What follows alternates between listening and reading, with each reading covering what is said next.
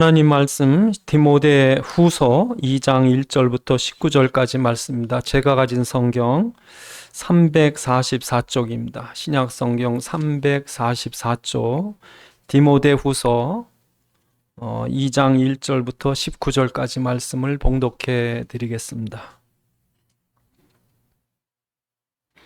내 아들아, 그러므로 너는 그리스도 예수 안에 있는 은혜 가운데 강하고 또 내가 많은 증인 앞에서 내게 들은 바를 충성된 사람들에게 부탁하라. 그들이 또 다른 사람들을 가르칠 수 있으리라.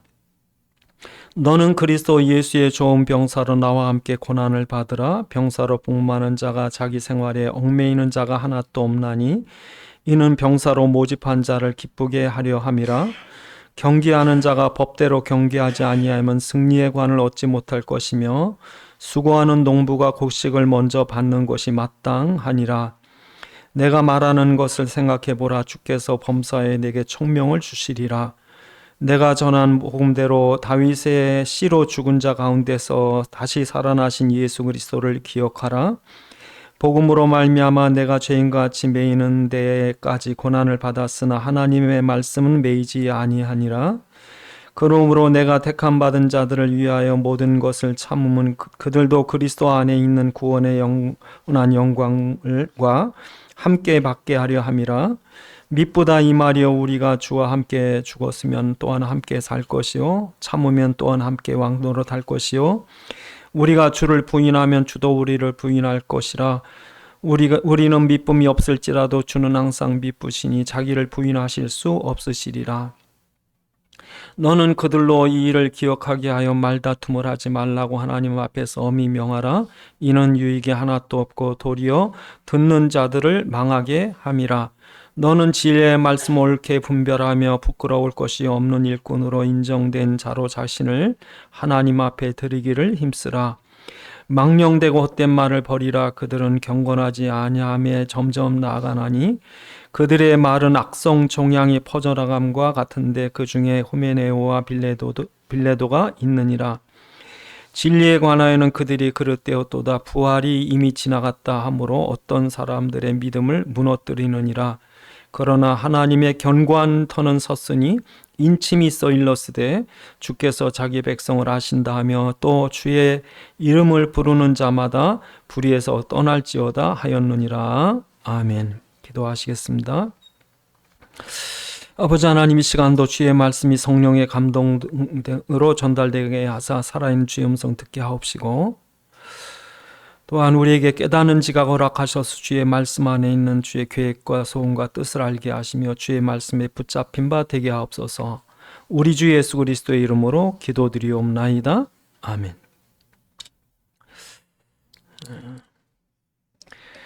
디모데서를 쓰게 될 때는 사도 바울이 감옥에 있을 때입니다. 감옥에 있으면서 자신이 이제 사역을 못하니까 편지를 써서 보내는데, 특히 디모데서나 디도서는 목회서신이라고 합니다. 이거 목회자들에게 주는 거예요. 그런데 이 목회를 누가 하고 있냐면 사도 바울이 교회를 관리를 했어야 되는데 사도 바울은 감옥에 있으니까 디모데에게 맡겼습니다. 그러니까 디모데에게 편지를 쓰면서 이제 너는 은혜 속에 강하라. 그리고 오늘 본문에도 있습니다만 너는 복음과 함께 고난을 받으라. 그렇게 오늘 본문 8절에 보면 부끄러워하지 말고 오직 하나님의 능력을 따라 복음과 함께 고난을 받으라. 지금 이게 보통 일이 아니에요. 왜 그러냐면 지금 고난이 이렇게 막 몰려오는 거예요. 그래서 사도 바울 때, 그때 이제 네로 황제 때인데, 사도 바울 이 기점으로 해서 사도 바울과 베드로가 순교당하는 그 전부터 로마는 기독교를 아주 극렬히 핍박하기 시작합니다. 그러니까 로마가 250년 동안 기독교를 핍박을 했는데 313년까지, 그러니까 63년 정도인 네로 황제 때부터 313년까지 기독교에 대한, 아주 기독교를 지구상에서 없애려고 하는 사단의 전략이 지구상의 가장 강력한 로마 제국을 통해서 쓸어버리려는 거예요. 어마어마한 거예요.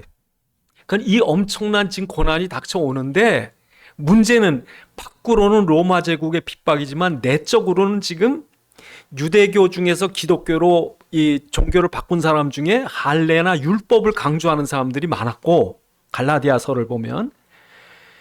그리고 이 영지주의, 그러니까 헬라 철학, 이 플라톤이나 이런 철학이 교회에 은근히 들어와서 교회의 그 영지주의 같은 이단, 그런 이단들이 막 생길 때예요. 그러니까 그 골로새서 2장 8절에 너희는 헛된 철학의 속임수에 빠지지 마라, 이제 그런 말을 할 정도로 교회 안에 유대교적인 율법의 이단, 지금 신천지 같은 그런 또 그 이상한 철학이 막 들어오는, 사상이 들어오는 그런 때예요. 그러니까 이 엄청난 고난이 오는데, 이 고난을 이기려면 넌 은혜 속에 강해야 돼. 지금도 마찬가지입니다. 지금도 여러분의 믿음이 은혜 속에 강하지 않으면 못 이겨요. 그래서 오늘 우리가 은혜 속에 우리가 강해야 되는 걸 붙잡으셔야 됩니다. 은혜 속에, 어떻게 해야 은혜 속에 강한 건가? 그러니까 사도 바울이 심심당부하는 거죠. 이 엄청난 영적 싸움이 막 지금 터지려고 그러는데 은혜 속에 강해라. 그럼 어떤 게 은혜 속에 강한 것인가? 오늘 본문에 우리가 1장을 보세요. 1장을 보시면 우리가 은혜 속에 강하라는 말이 무슨 말인가? 1장 9절을 다 같이 보시겠습니다. 1장 9절. 뭐가 은혜 속에 강한 것인가? 1장 9절에 하나님이 우리를 구원하사 거룩하신 소명으로 부르심은 우리의 행위대로 하심이 아니요 오직 자기의 뜻과 영원 전부터 그리스도 예수 안에서 우리에게 주신 은혜대로 함이라. 이게 굉장히 중요한 말이에요. 우리 기독교 역사상 우리 장로교 교리의 핵심이 여기에요. 그러니까 구원이라고 하는 것은 우리의 행위가 아니라는 거예요. 모든 종교의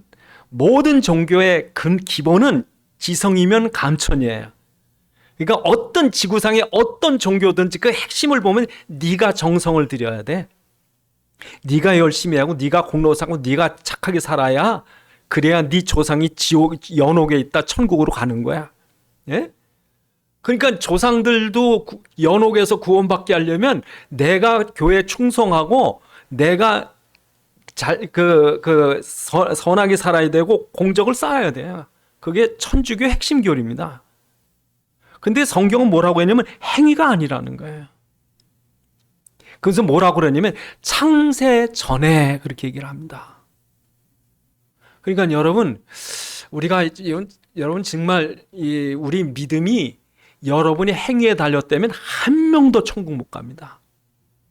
창세기 3장에 인간이 범죄하고 하나님을 떠나고 나서부터 인간은 육신적인 존재가 됐습니다. 그래서 여러분, 이 세상을 살아가는 우리 인간은 얼마나 약한지 몰라요. 왜냐하면 이 세상의 문제는 그냥 가난하고 병들고 아프고 그런 게 아니라 영적인 문제예요. 사단입니다. 저주입니다. 형벌입니다. 죄입니다. 이게 근본이에요. 이것 때문에 모든 불행과 고통과 질병과 전쟁과 재앙, 모든 게 쏟아지는 거예요. 그러니까 하나님 떠난 인간이, 육신의 존재가 된 인간이 이 영적인 문제, 영적인 재앙 앞에서는 할 수 있는 일이 아무것도 없는 거예요. 일본이 왜 벌벌 떠느냐? 감당이 안 되는 거예요.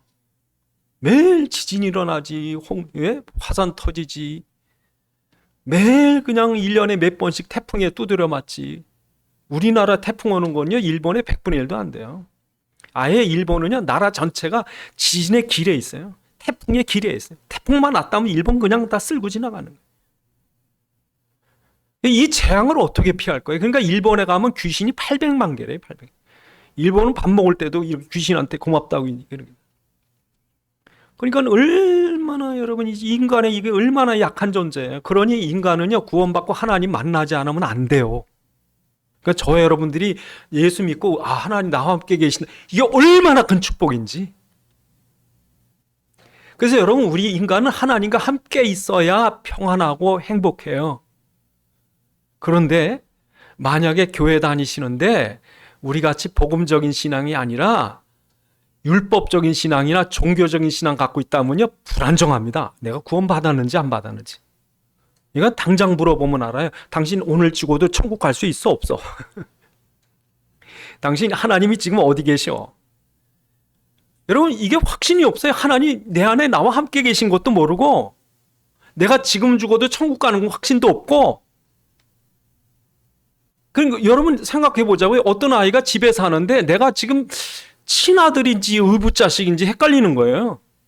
그 불안은 어떻게 살겠어요, 여러분?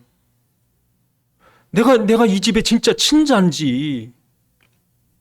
그러니까 구원 받았는지 안 받았는지는요, 그 구원의 확신이 없으면 믿음이 약해진다고요.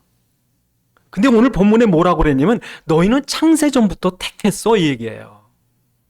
이게 왜 중요하냐면, 이 예정론이라고 하는 이 교리가 왜 중요하냐면, 이제까지 중세까지 종교개혁 일어나기 칼빈 전까지 있었던 교리가 뒤집어지는 거예요. 그 예정론이 오늘 본문의 창세전에 우리의 행위로 말미암지 않고 창세전에 하나님이 주권들을 이렇게 내가 구원받을 자들을 택했다고 그랬거든요. 그러니까 그 전에는 율법, 유대교의 기독교가 생기기 전에는 이스라엘의 율법 중심이라고요, 율법. 그리고 그리스도의 성령이 임하고 오순절 성령이 임하고 초대교회가 세워지고 나서 중세 천주교 시작 그 590년까지가 교리 시대예요, 교리. 그때는 종교 회의를 해가지고 삼위일체가 맞느냐, 예수님의 인성 신성이 맞느냐, 끊임없이 하여튼 사도신경 성경이 완성되기까지 어마무시하게 싸웠어요. 그리고서 어거스틴이 딱 정한 거예요, 교리를. 그러니까 그때는요 교리 시대예요. 왜냐하면 신플라톤이란 철학이 교리 중심이 된 거예요. 그러다 보니까 이성이 중심이 되고 이 지식이 중심이 되니까 이걸 모르면 안 되는 거예요. 그런데 막상 일반 교회 그 성직자들은 다 아는데 일반 신자들은 성경도 몰라요. 왜냐하면 그 당시에 성경은요 우리 같이 자기 나라 말을 쓴 게 아니라 불가타 성경이라고, 예? 라틴 말 써 있는 게 그게 다예요. 그러니까 성경도 못 읽어. 신학적인 지식도 없어. 그러니까 천주교가 시작되기 전 초대교회 시대에는요 이성이 우선이고 지식이 우선이고, 그러니까 일반 성도들은 그냥 교회 가려면 가는 거예요. 그리고 천주교 1000년 동안 590년부터 1517년 루터가 종교개혁 하기 전까지는요 그때는 성직자 중심의 시대예요.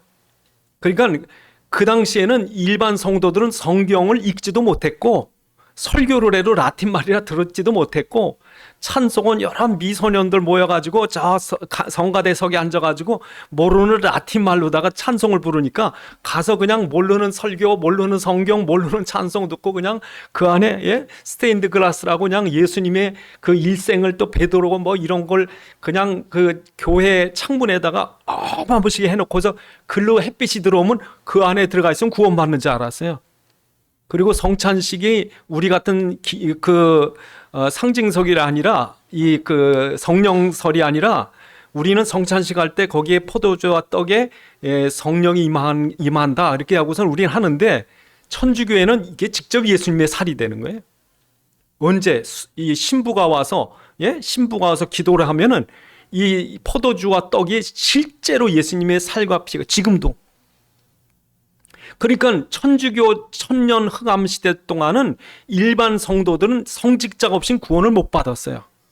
그러니까 구원받는 기회가 있는데 그건 뭐냐면 성전 안에 성자, 그 성당 안에 성자들의 은혜를 받으면 돼. 그러니까 예배 빠지면 지옥 가는 거예요. 이걸 교회 안에 성자들의 공적이 있는데 이걸 갖다 팔아먹는 게 면죄부라고요.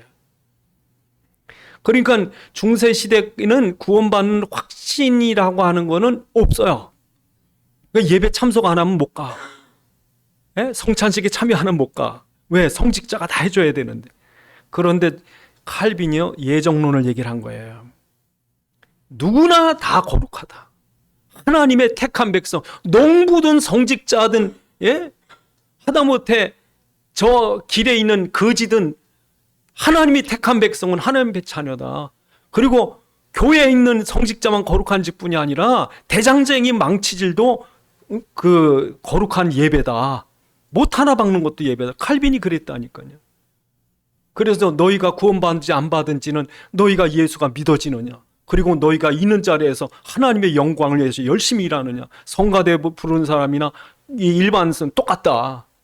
그러고 나니까요 일반 평민들이 얼마나 힘을 내는지, 아니 저 교회 안에는 성직자나 우리나 똑같이 하나님 택한 백성인데, 똑같은 다 만인 제사장인데, 저 이 성당 안에서 찬송 부르는 성직자나 대장간에서 밭에서 일하는 내 모습이나 다 똑같은 하나님 영광 받으시는 그런 거룩한 일이다. 그 다음부터는 노동이 얼마나 신성한지 몰라요. 그리고 우선 자본주의가 컸다고요. 그래서 막스 베버라는 경제학자가요, 자본주의 시작이 어디냐 그럴 때요, 스위스 제네바의 칼빈이 예정론을 얘기하고 나서 모든 일반 평신도까지 자기 맡은 자리에서 열심히 일해서 저축하고 근면하고 그 남은 돈으로 남을 위해서 사회를 쓰고, 그래서 이 시대가 발전했다는 거예요. 예? 그러니까 여러분, 우리의 구원은 우리의 행위가 아니라 하나님이 당신 주권으로 창세전에 정하신 절대적인 거라는 거예요. 당신이 정하시고 정하신 우리를 부르시고 부르신 우리를 의롭다 하시고 의롭다는 우리를 영화롭게 하셨는데, 당신이 우리 구원을요 완전하게 해놓은 거예요. 그래서 여러분이 내가 구원받았는지 안 받았는지 어떻게 아느냐? 예수가 믿어지느냐? 아멘. 예수가 그리스도이심이 믿어지느냐? 아멘. 그럼 여러분 택함 받은 거예요. 여러분은 전적으로 타락해서 구원받을 공로가 요만큼도 없었는데, 하나님이 아무 조건 없이 우리를 택하시고, 그리고 우리 그 택한 백성들을 당신이 때가 돼서 부르시고, 그 하나님이 부르는 당신의 손길을 우린 거절할 수가 없는 거예요. 아무리 핍박져 있던 사도 바울 같은 사람도 난 안 믿을래요. 그럴 수가 없다고. 당신 은혜를 줘버리니까 그리스도가 믿어지는 거예요. 그러니까 여러분의 구원은 희미한 게 아니라 절대적인 구원입니다. 얼마나 확실한지 몰라요. 두 번째로 오늘 본문에 보니까 10절에 뭐라고 그래? 1장 10절에 보니까 이제 우리 구주 그리스도 예수의 나타나심으로 말미암아 나타났으니 그는 사망을 패하시고 복음으로써 생명과 썩지 아니할 것을 드러낸지라. 그리스도의 피로써 우리를 구원하신 거예요. 우리의 죄를 어떻게 했어요? 우리가 한 게 아니라고. 여러분이 아무리 하나님 앞에 와서 회개하고 깨끗이 해봐야 여러분 죄가 안 없어지는데, 여러분의 죄를 누가요? 그리스도가 당신의 피값을 주고 깨끗해요. 여러분, 세상에서 제일 비싼 게 뭘까요? 죄값입니다. 왜요? 로마서 6장 23절에 보니까 죄의 싹은 사망이래요. 그러니까 죽음의 문제, 죽음을 해결해야 돼. 그러니까 여러분, 이 사채업자들은요 결코 이 착하게 안 생겼습니다. 예? 왜? 빚 받아내려면요 그냥 험악하게 보여야 돼. 예? 너 장기라도 빼서 팔어 이랬는데, 그러니 여러분, 사단이 우리에게 사채업자처럼 죄값 내놓으라는 거야. 여러분, 사람들이 왜 지금 벌벌 떠는지 아세요? 죽을까봐? 사단이요 죄값 내놓으라는 거예요. 그러니까 여러분, 언제 죽을지 몰라. 여러분, 저는 어렸을 때 어떤 사채업자가요 도끼 들고 가서 마룻바닥에 도끼 찍어놓고 돈 달래는 그걸 봤다고요. 애들이 그냥 발발발발 떨어요. 그냥 무서워가지고. 그게 사단이라고. 여러분, 이 무거운 짐을 지고 평생을 살아야 돼. 죽을까봐 벌벌 떨면서. 여러분, 생각해 보시라고요. 아니, 한 달에 100만 원도 못 버는 사람이 100억 갚으라 그래봐요. 갚을 수 있어요? 그게 우리 죄값이라고. 여러분이 아무리 해봐야 그거 100데나리온밖에 안 되는 거예요. 1만 달란트. 그 당시에 로마가 전 세계에서 거둔 세금이 1년에 1만 달란트였대요. 그러니까 1만 달란트, 이게 우리 죄값이라니까.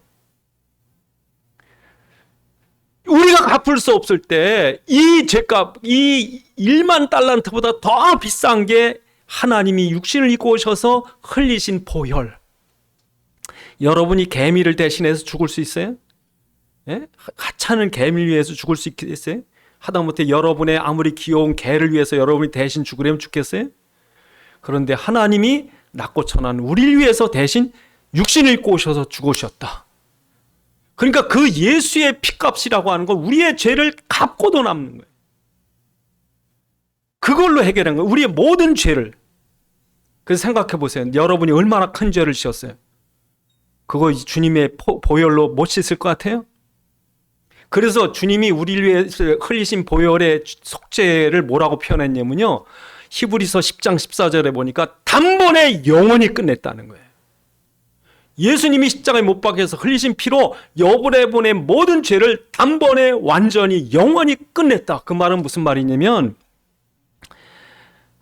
과거 여러분 무슨 죄를 졌습니까? 현재 여러분 얼마나 죄인입니까? 앞으로 다 끝난 거예요. 다 끝났어요. 그러니까 여러분이 예를 들어서 그 빚쟁이가 와가지고 빚 갚어. 다 갚은 거예요. 예? 그 부모가 다 갚아줬어. 그 부모가 다 갚아줬어. 그럼 빚쟁이가 와서 빚 달라고 그럴 수 있어요? 그 다음부터는요 큰 소리 치는 거예요. 우리가 사단에게 야 사단아 사망아 내가 이기는 게 어디 있느냐. 그래서 여러분 그 사도 바울이 그 고린도전서 10장 15장 40절 45절에 보면 우리 주보의 제가 주보에 없습니다. 예. 고린도전서 주보에는 없습니다. 근데 우리 성경에 고린도전서 15장 55절 57절에 보면 사망아 너의 승리가 어디 있느냐 사망아 내가 쏘는 것이 어디 있느냐 사망이 쏘는 것은 죄의 권능은 율법이라 우리 주 예수 그리스도로 말미암아 우리에게 승리를 주시는 하나님께 감사하노니. 그래서 여러분요 우리는 사단 앞에 사망 앞에 저주 앞에 당당할 수 있는 거예요. 왜? 끝났다. 여러분 죽음 문제 끝났습니다. 여러분 죽음이 저주입니까? 여러분에겐 축복입니까? 여러분 죽음은 축복입니다. 여러분의 앞에 문제가 옵니다. 축복입니까? 저주입니까? 축복입니다. 사단이 우리를 저주할 수가 없어요. 우리 지옥에 갈 수가 없어요. 죽음은 천국 가는 문이에요. 예? 영원한 삶이 시작되는 문이에요. 그러나 불신자들은 죽음은 지옥 가야 되니까 벌벌벌 떨어야 돼요. 그래서 사도 바울은 감히 사망아 내가 이기는 게 어디 있느냐 사단아 내가 이기는 게 어디 있느냐 우리에게 승리를 예수 그리스도께 감사한다. 끝난 거예요. 당당하시기 바랍니다. 끝났다. 사단이 뭐라고 하면 이게 내가 죄값이 내가 죄가 많아서 우리 애가 아프고 여러분 끝났습니다. 여러분 아이가 아프면요 은혜 받을 준비하시기 바랍니다. 문제가 오면요 축복받을 준비하시기 바랍니다. 이젠 저주는 떠났습니다. 저주가 뭔지 여러분 우리 어른들 물어보면 알아요. 예?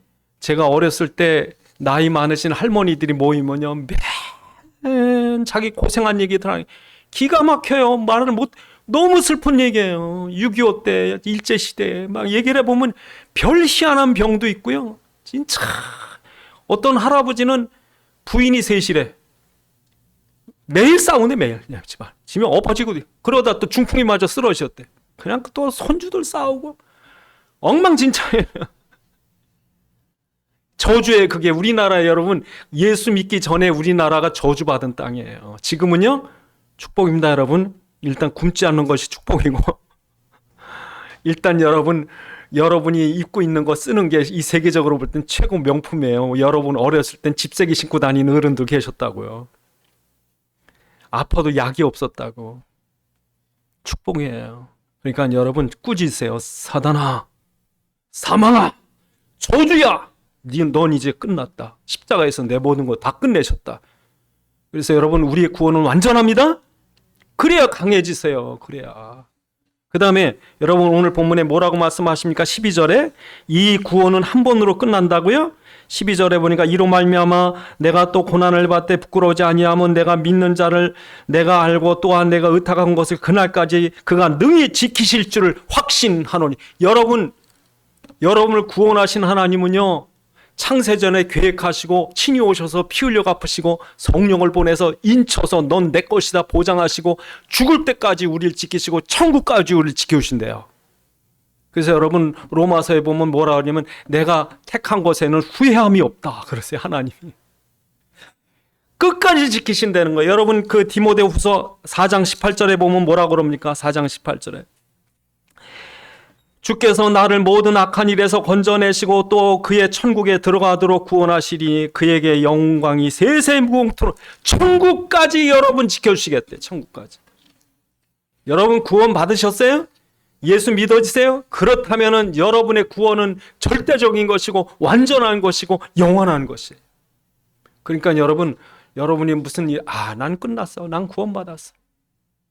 정말 하나님이 창세전 날 택하셨고 예수가 내 모든 걸 다 끝내셨고 지금도 나에게 성령으로 보장을 해서 인쳐주시고 에베소 1장 13절 14절에 보니까 내게 성령으로 인쳐주셨다. 그래서 뭐라고 그러시냐면 로마서 그 8장 35절로 39절에 보니까 하나님의 사랑에서 끊을 자가 없다. 예? 그리고 여러분 우리 요한복음 주보에 보니까 요한복음 10장 28절 29절에 보면 내가 그들에게 영생을 주노니 영원히 멸망치 아니할 것이요 또 그들을 내 손에서 빼앗을 자가 없느니라. 그들을 주신 내 아버지는 만물보다 크심에 아무도 아버지의 손에서 빼앗을 수 없느니라. 못 뺏어요, 여러분. 그러니까 어떤 사람이요 교회 다니다가 실족해서 교회를 지옥 갔다. 하나님이 힘이 없는 거야. 하나님 계획이 다 깨져버렸고 십자가의 피가 아무 효과가 없고 성령은 무능력하고. 아니 교회 다니는 사람이 어떻게 하다가 지옥을 갔어?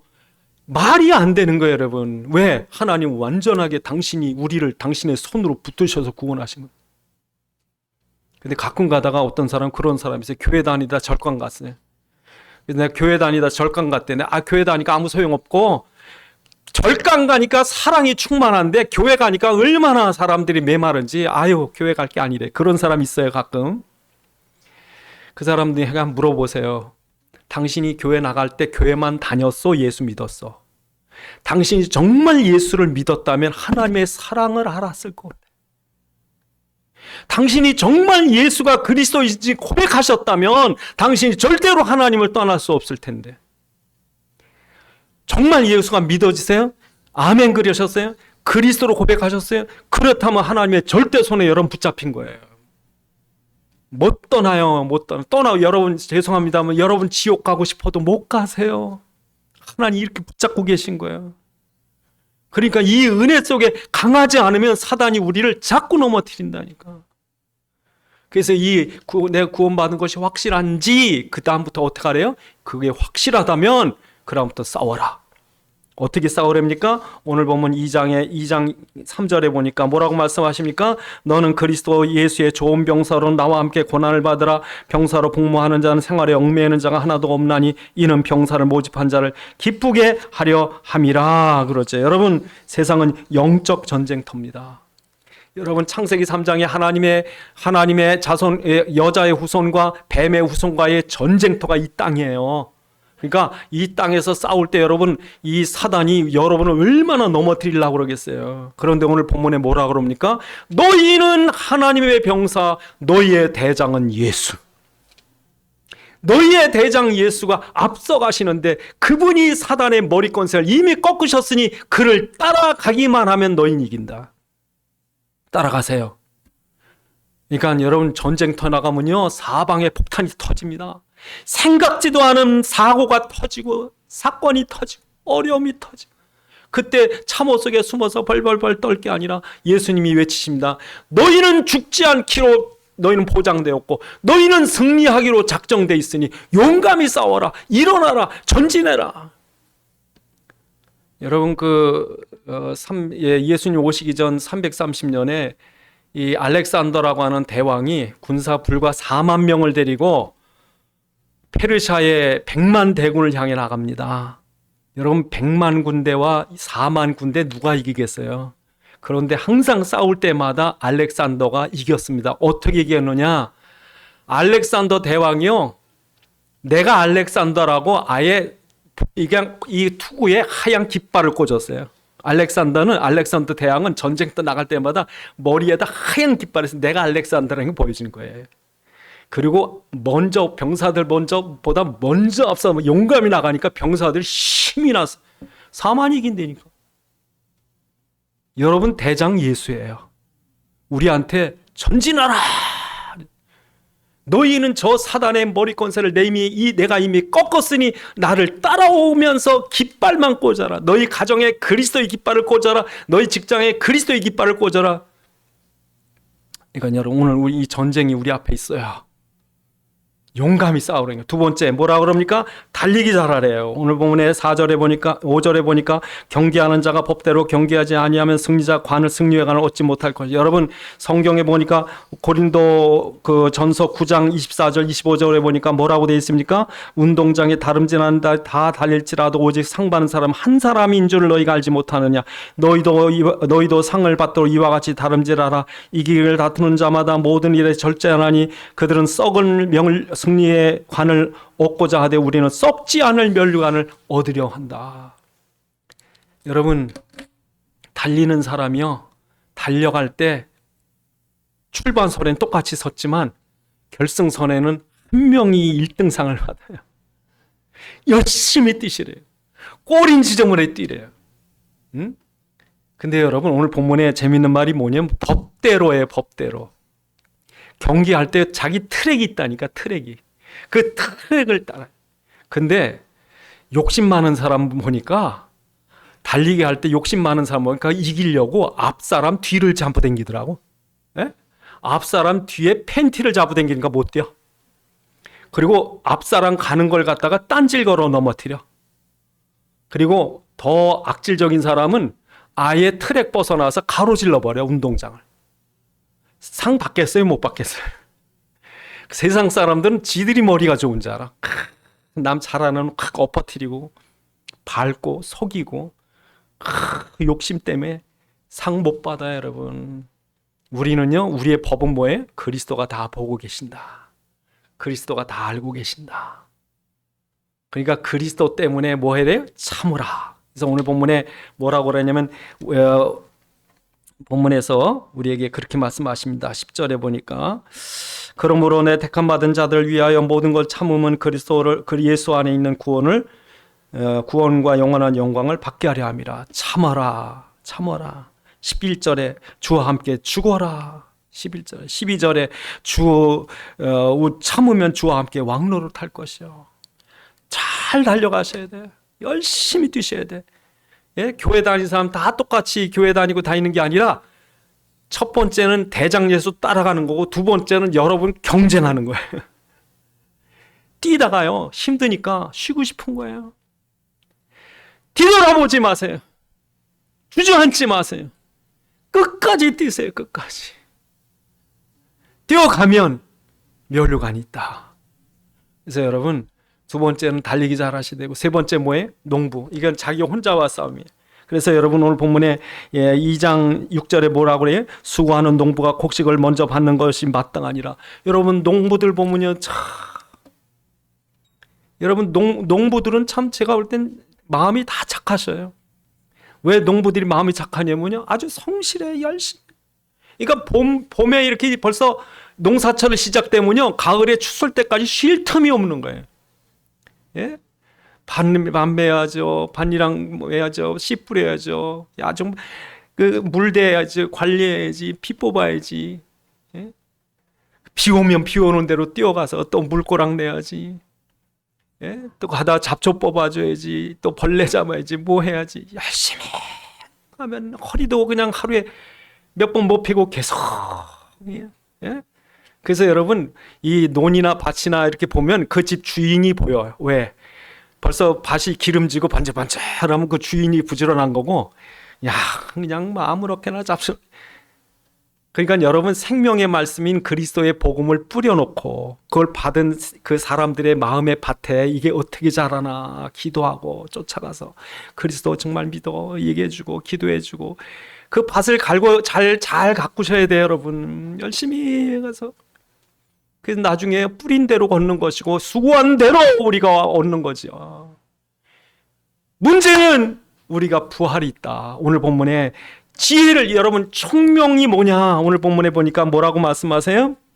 7절에 정말 지혜가 뭐냐 지혜가 뭡니까? 8절에 부활이 있다는 거다.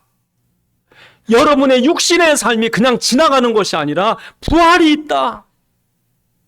그것이 바로 영적 싸움 싸우는 것에 대한 결과요. 그것이 바로 경주자의 결과요. 그것이 바로 농부의 결과처럼 우리가 부활할 때, 언제 부활해요? 주님 다시 오실 때. 그래서 빌립보서 3장 20절 21절에 보면 우리의 시민권은 하늘에 있는지라 거기로부터 구원하는 자 곧 주 예수 그리스도를 기다리노니 그는 만물을 자기의 복종케 하실 수 있는 자의 역사로 우리의 낮은 몸을 자기의 영광의 몸의 형체와 같이 변케 하리라.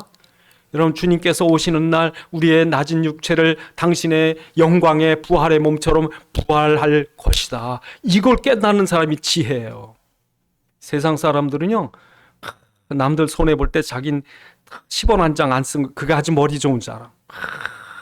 난 머리 좋아서 나는 전혀 손해 안 봤어.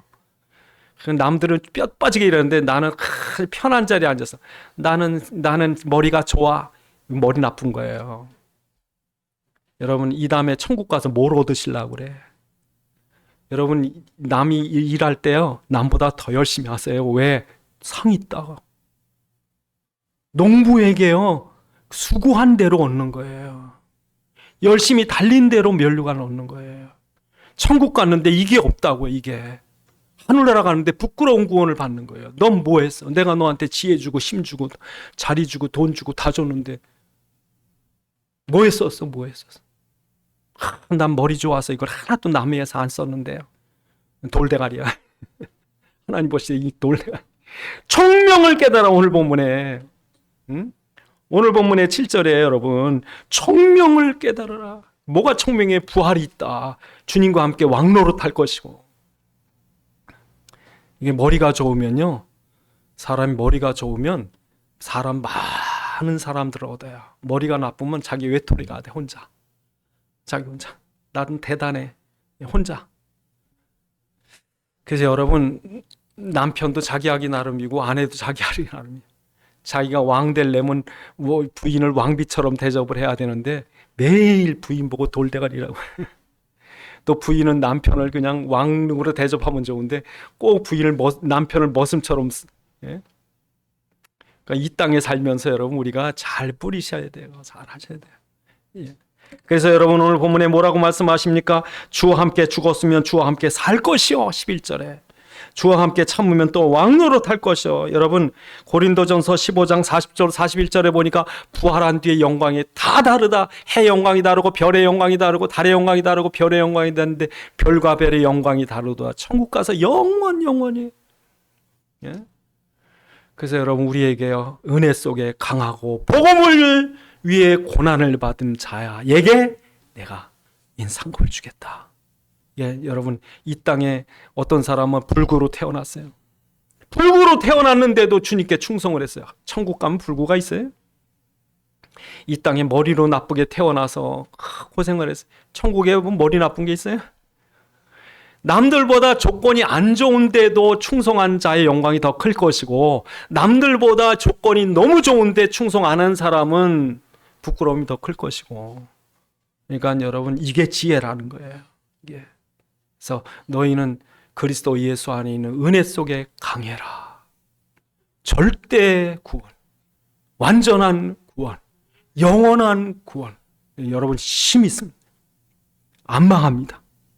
저주가 없습니다. 이거 가지고 여러분, 고난 속에 승리하시라. 기도하시겠습니다. 하나님, 오늘 우리에게 은혜 속에 강하라고 당부합니다. 복음과 함께 고난받으라고 합니다. 왜냐하면 우리에게 영광이 있기 때문입니다. 우리에게 주신 이 삶 속에 참으로 영혼을 준비하는 지혜로운 자 되게 기도하시겠습니다.